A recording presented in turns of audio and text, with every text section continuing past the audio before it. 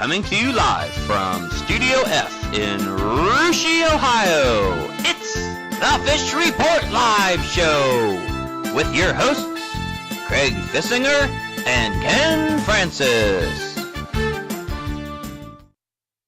Welcome, everyone, to another Fish Report Live. It is Wednesday night, February 27th. My name's Craig Fissinger. That's Ken Francis. Thanks for joining us tonight. TK and Heavy D are in the building. Going to be talking to them in a little bit. And Ken, it's the middle of high school tournament season. Our favorite teams are out of it, but we're going to keep chugging along, aren't we? Yes, we are. We're going to keep covering the local teams as we have all year. And as a matter of fact, we just got done listening to a real barn burner, Craig. And, the Houston Wildcats with a big win over Lehman by 2 points. And Lehman had a three-point shot at the buzzer to miss it that they missed. And Houston came away with a thrilling 2-point victory. Yeah, we're going to be talking about that in a little bit, including a couple big interviews we got tonight too, don't we? Yes, we do. A couple big interviews. Marion local head girls basketball coach Treva Fortkamp, along with Anna Rocket boys basketball coach Nate Barhorst. Really looking forward to speaking to Nate tonight and about his hot Anna Rockets and how things are going over there. All right, well, let's get things started. And just like we do every week, Ken, let's get to that weekly trivia question. I believe I'm on a bit of a hot streak here, 3 in a row, I think. Yes, you are. And you might need some help tonight, Craig, because I've taken the multiple choice away from you. I hope that's okay.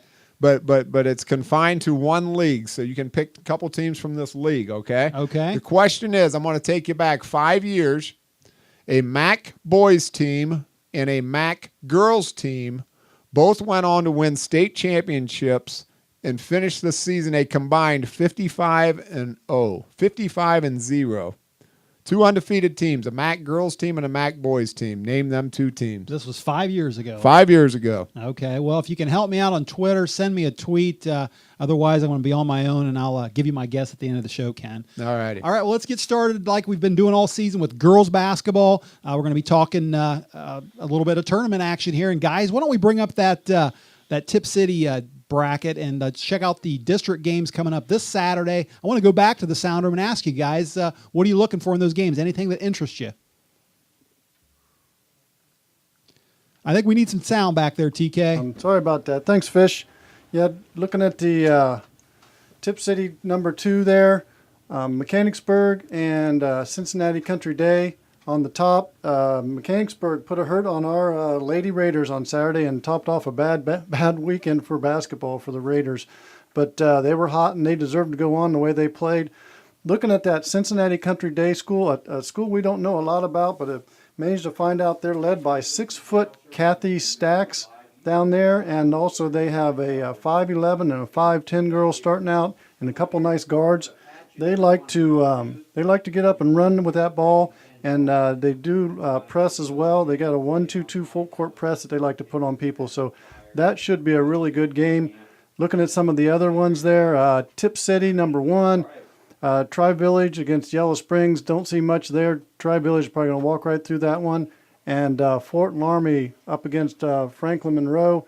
Again, Laramie's just going to move right through there and move on to the next level with that one. So if you're going to look at some good basketball, I'd say that Mechanicsburg and Cincinnati Country Day should be a really good matchup when those 2 teams meet this Saturday.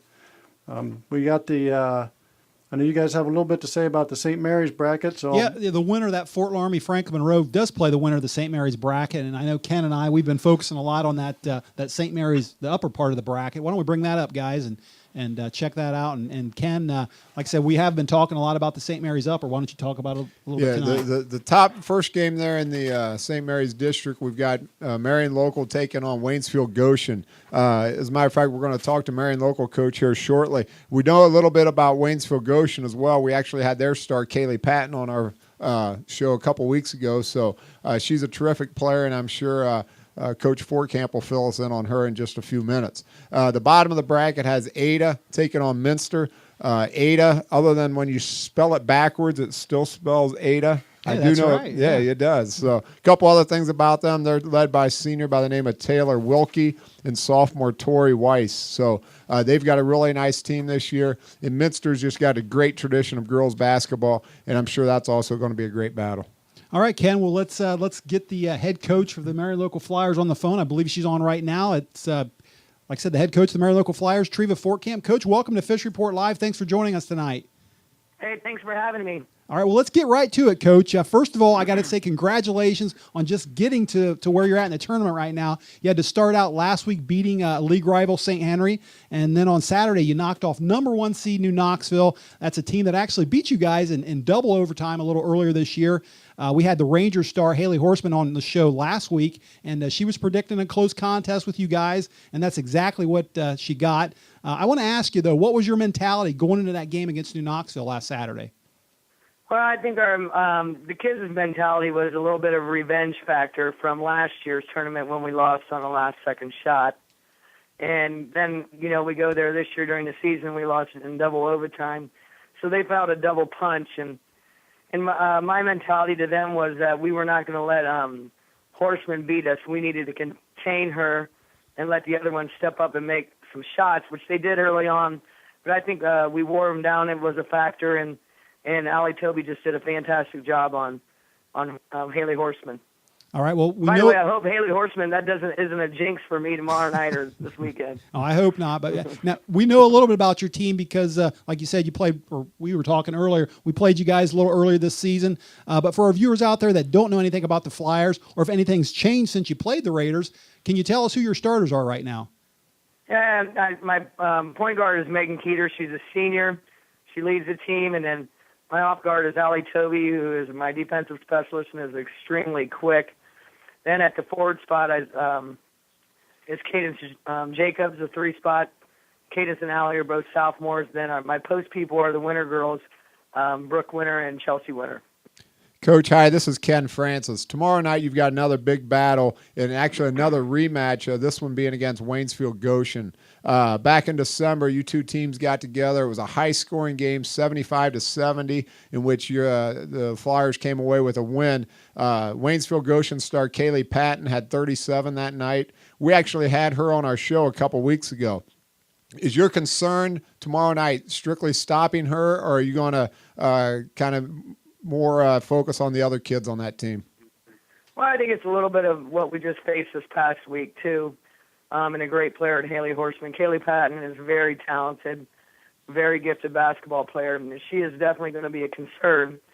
And other players, which they have some big girls on the inside, and they got some nice outside point three-point shooters, and I think it's important that we contain her to make her give it up, and then hopefully we can recover well to cover those three-point people.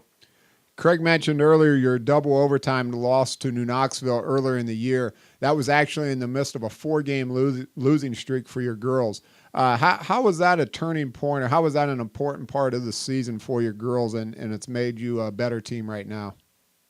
Well, I think it made us a better team for the fact that the schedule we played. In that 4-game losing streak, we lost to Minster, we lost to New Knoxville, we lost to Salina, and we lost to Anna. So those aren't 4 teams, slouch teams that we lost to. And we were in every one of those games. So I think they knew deep down that they were better than that. But I think the key turnaround is when we went to Versailles and knocked them off. Yeah, that was a very good. They could actually believe that they can play with these people and believe that they can win. Yeah, that was a huge win for you, because that Versailles team obviously is great talent over there and had a great season.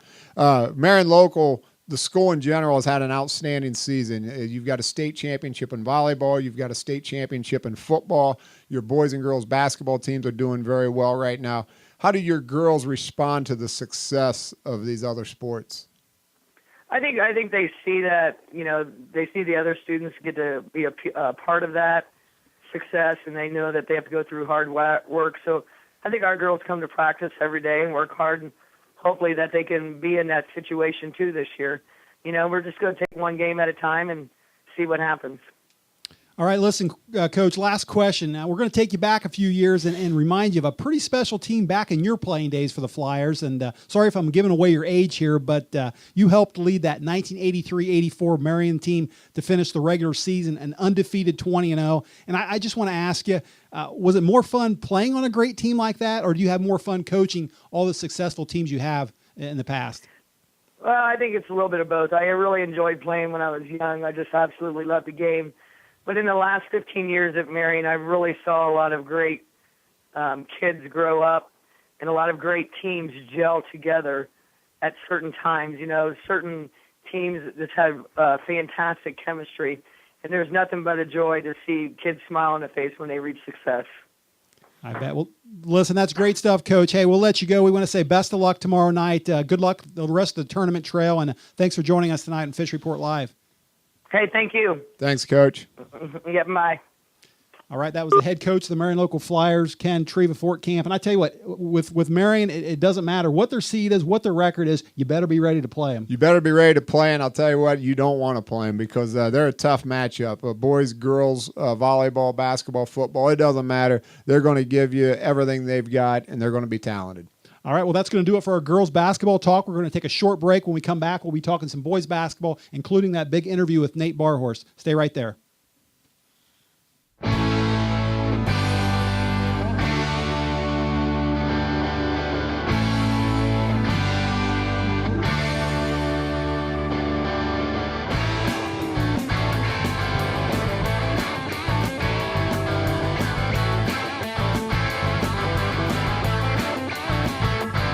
I got red and blues and my rear fuel to a 9 down 75. I got blood on my boots and a shaky hand and a smoking 45. There's a light in the sky, 10-step bulls, all with the beat on me. Well, I hope they're ready for a long, long night, 'cause I won't go easily. They'll never take me alive. Go on after me, 'cause I shot that girl. The woman said she loved me. You'll never take me alive. This is the end of me. 'Cause I shot that girl. The woman said she loved me.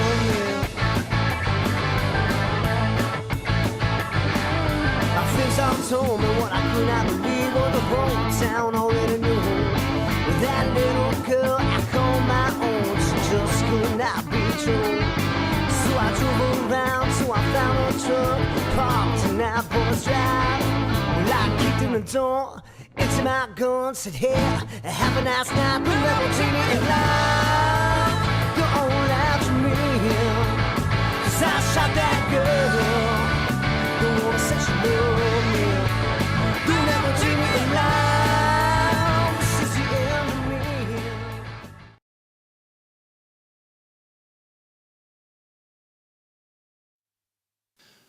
All right, welcome back to the second half of Fish Report Live, everyone. And Ken, looks like we got our buddies from the sound room up here on the screen. Yeah, we do. Look at that picture-in-picture going tonight. Something new that we added here in the last week, and just taking more technology to the next degree. Guys, what do you think about that interview with Treva Fortkamp? Their sound apparently isn't working.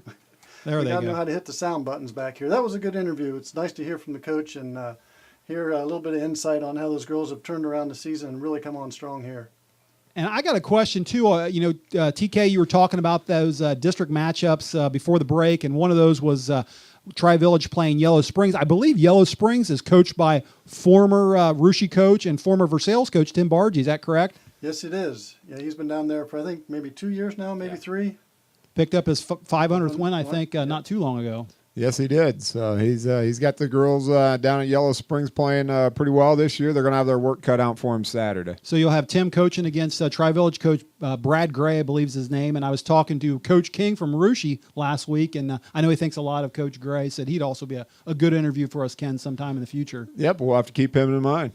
All right, Ken, well, let's talk a little boys basketball, and want to go to the Piqua brackets there. Guys, if you can bring that Piqua upper bracket up on the screen. And Ken, we got Fort Laramie and Botkins in the sectional final coming up on Friday. Why don't you talk about that a little? Yeah, Craig, this is going to be the third time these two teams have played since February 1st. Their first meeting of the year was snowed out, so they had to play back-to-back league games here just about 3 weeks ago. So no secrets between these two teams. And, look for a tough game Friday night. It's going to be a very good contest. So far on the year, each team has won one. They split the regular season. So I look for a real classic game here Friday night at Piqua's Garby Gymnasium. I agree.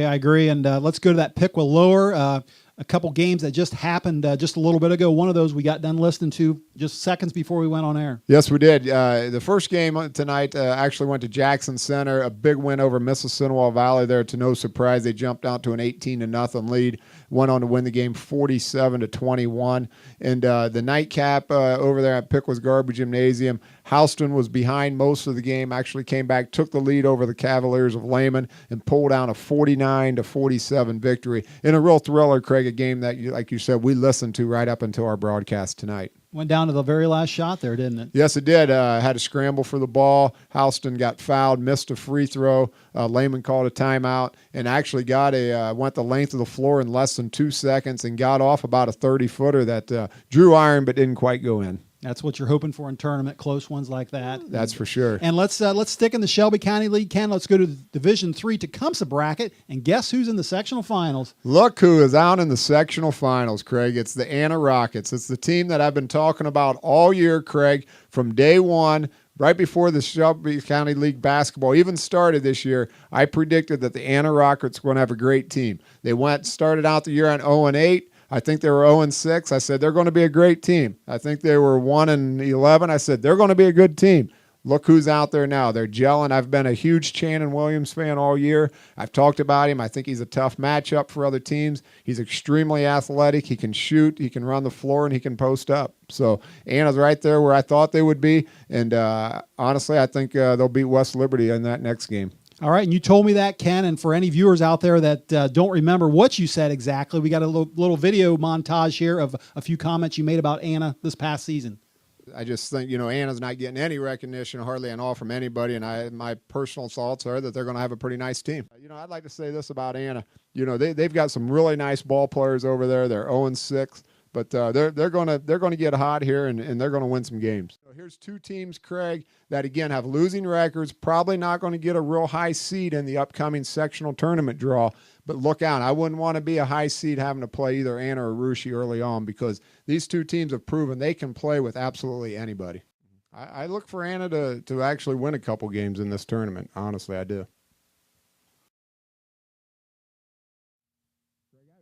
You putting that together. That was pretty neat. Well, that you certainly warned me about the Anna Rockets, and you were right. You said they win a couple games in tournament. They're right where you said they'd be. And, I'm happy this season we've had on every SCL team, interviewed every SCL team on this show other than the Anna Rockets. And tonight I'm glad we're going to cover the Anna Rockets because on the phone right now we have the head coach of the Rockets, Nate Barhorst. Coach, welcome to Fish Report Live, and thanks for joining us. Coach? Guys, do we have the coach on the phone? Coach, welcome to Fish Report Live. Thanks for joining us. Hey, no problem. Thanks, guys. Hey, listen, congrats on your big win last night over Miami East. I got to ask, you were seeded number 13 in the Tecumseh sectional, and so far you've knocked off the number 5 seed Carlisle, and then last night you beat number 9 seed Miami East. Has this underdog title or this number 13 seed done anything to motivate your guys? Well, I think it does a little bit.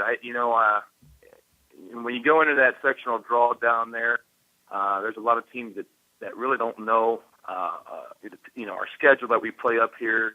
They kind of go by record, and if you look at our schedule, it's pretty brutal. And knowing the league this year, and I think everybody knows about, how the league it probably has more parity than it's ever had than I can remember. I think if you couple that with our non-conference schedule, a lot of teams just, I don't know if you want to call it respect, but just don't know the level of competition that we play up here. And I think that's really prepared us. The kids got that in their head that, we're battle tested and that we are, we're ready for any kind of competition that may come our way. And, the bracket that we picked to go into, we thought we had a good chance of winning all those games and getting ourselves to the districts. And so that's the route we went. All right, well, I want to ask you about one of those battle-tested seniors you got, and that's Channon Williams. Saturday night in that Carlisle game, he gets 21 points. Last night, including he made the winning shot with 3 seconds left. Last night, he scores 28 against Miami East. This is coming from a guy that averaged about 15 points per game during the regular season. I want to ask, why do you think he's playing so well? Well, the thing about Channon that a lot of people don't understand about is that he was coming back from like a foot injury from the summer, as actually during a summer league basketball game, he had a broken part of his foot, and had to be put in a cast actually for an extended period of time compared to what he thought he was going to be in there for. So when he actually got himself out, it was like week 6 or week 4 of the football season. And, and obviously it took him some time to get going during football. And when he got into basketball, he just, wasn't there yet. And then it took him about, I'd say probably game 9 or 10 where he started, really started to come, really came around and started coming through for us. And then became the Chandler Williams that we were all accustomed to seeing, from last year and the years past. So, he's a kid that's able, he's more than capable of turning it on. And right now what he's just really doing is he's playing within himself. He's not really forcing the issue. He's not saying, I got to get my shots here or there. He's letting the game come to him right now and just making smart decisions. And at the same time, he's hitting his open teammates. And, we're just getting, good looks and good ball movement from what he's doing in our offense. Coach, hi. This is Ken Francis, and I had the opportunity to watch you guys play twice this year, obviously against our Russia Raiders. And first of all, I want to say I've been high on your Rockets all year. All right, so you guys were. I don't know if you've watched our show before or not, but I'm the guy that every week would say, this is a good team. This is a good team. And so I was high on you guys all year. As a matter of fact, before the season started, I talked highly of you. I said you were one of the more athletic teams in the league. And so congratulations on what's been a good season for you. Well, I appreciate that. It's one of those things that you hate when you go into the season. You have pretty high expectations as a coach, thinking, okay, you look at our schedule and you say, there's no gimmies there. Top to bottom, and I'm including everybody from the county. I'm including everybody from our non-conference schedule. Our assistant coach sat down and said, there's just no gimmies here. We're going to have to go out and perform every game. And lo and behold, we started out 0-8, which was a shocker to, I think, to a lot of us out there. And once we were able to just get one win to get ourselves rolling, then we really took off, and we had the confidence then to go out there and really perform with anybody. One of your players this year that plays, I feel, kind of under the radar that I've been a big fan of all year, and is Carter Bentzman. Tell us Carter's role on your team and how important he is to the Rockets. Carter's that glue that really keeps the team together. He what you see out in games is exactly what he gives us in practice. It's no holds bar. He's there to get everybody better. He's that extension of the coach that I think any coach is really looking for, and he's a battler. He just goes out there and he just whatever it is. If it's like Ryan Mike Sell, who ended up guarding him over there at St. Henry, who's got 6 inches on him. It's going to be a tough matchup, but you know what? He doesn't back down.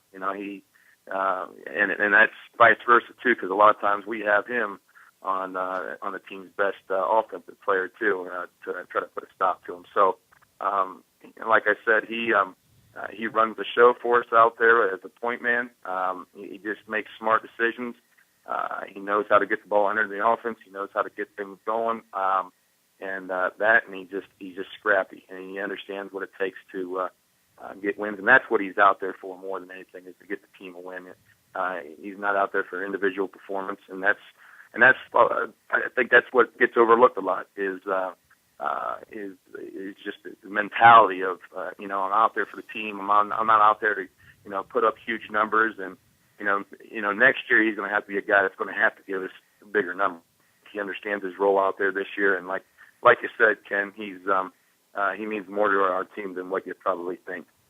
Your first couple games, Coach, went to Tecumseh High School. You move on now to play at UD Arena. What kind of differences do you see playing in a large facility like this compared to a high school gym? Well, it's definitely different. It's 94 feet, so you got 10 additional feet there at UD, and it just seems like you've got so much more space, length and width wise. And we've basically coached up our kids, saying, hey, we're going to take advantage of using all this 94 feet, kind of like what we did against Miami East, even though Tecumseh's an 84-foot floor. We're going to have to get ourselves, situated and accustomed to UD's floor right away. And I said, you got yourself here. You're more than capable of beating anybody when you get to this point. So again, you got to come out and have guns a-blazing and be ready to go. So everything else is everything else is an additional thing that you'd like to take on and the thing that you'd like to pick up and be able to put towards a win. All right, listen, Coach, last question. Let me get this straight. So you're playing Friday night at UD Arena. Now your girls are playing in the district tournament Saturday night at Springfield High School. Now I know you're a science teacher over there at Anna. I got to ask, are the kids going to be in any mood to learn come Friday afternoon? That's a good question, and they're definitely that's going to be in the back of their minds. But at the same time, we always stress to our kids, the student always comes before the athlete, and whatever you have to take care of in the classroom, you're going to do, and the fun comes afterwards, and the kids are going to be up and going to be amped up and ready to go anyway. So whatever we can do to try to keep them in a regular flow, a regular routine is what we want, and we want to make sure that they're still getting after it in the classroom at the same time. But there's no doubt that's going to be in the back of their minds lingering, and they're going to be biting at the bit to get on the tournament trail again. All right, well, that's great stuff, Coach. Hey, listen, best of luck Friday night. Good luck the rest of the tournament trail, and thanks for joining us tonight on Fish Report Live. Hey, no problem, Craig, Ken. It was a pleasure. Thanks, Coach, and good luck to you. All right, thanks again. Yep. All right, that was the head coach of the Anna Rockets, Ken, Nate Barhorst. First time we talked to Anna. I'm glad we got him on the season. I am too. They've played very well. Their season was similar to Rushia's in a way. That they lost a lot of tough games, and they may be fortunate that they're in Division III. They got to go out and play some teams that aren't real familiar with them, and it's paid dividends for them. And they're a tough matchup, and we'll see what happens to them Friday night. All right, well, that's going to do it for our boys basketball talk. Ken, just one more thing to cover tonight, and that was tonight's trivia question. You didn't give me multiple choice. You're making me answer it the hard way tonight. That's right. The question was 5 years ago, this tournament season, a MAC boys team and a MAC girls team together won a combined 55-0 to win 2 state championships. Name these 2 teams. All right, I want to bring these guys up. Guys, let's get our buddies up on the screen up here again. Are you going to give me any help with this question tonight? This was only 5 years ago, guys. 5 years ago, 2 MAC teams, boys and girls. Combined 55-0. Any guesses? I'm going to go with Mercer County. Mercer County. Well, that narrows it down. How about you, TK? Well, let's see. I guess that eliminates Delphi St. John. I can't remember what a year ago, much less 5 years ago. I guess if we're going to go with Mercer County, we'll probably have to go with the Marion Local Flyers. All right, that's one of the teams. And who's the other one? The Marion Local Flyers and the. Let's go up to Delphus. Let's try Delphus. Okay. Well, you know what? I stumped you finally. Now when I give you the answer, you're going to say, that's right. How didn't I know that? All right. Well, the girls' team was led by this young lady right here. Justine Ratterman. Versailles Lady Tigers went 28-0. All right. That's right. They went 28-0. And the New Knoxville Rangers boys basketball team under Coach Dan Hegemeyer went 27-0. You're right. Only 5 years ago. You remember, right? Yeah, I remember it all. New Knoxville, I think, was led by Brad Peel, and they had a Vanderhorst. They had a Vanderhorst, yeah. And, of course, Coach Dan Hegemeyer. That's right. Anyways. All right, well, that's good stuff. I'll have to start a new winning streak next week, Ken. And that's going to do it for us tonight. I want to say special thanks to Coach Fortkamp and Coach Barhorst for coming on the show tonight. This is show 49, Ken. Our next show is going to be 50. Can you believe that? Big 5-0, yep. All right, well, that's, like I said, going to do it for us tonight for the Career at Fish Report Live. Thanks for watching. Be sure to tune in again next week, same time, same place. Have a great rest of the week, everyone, and good night.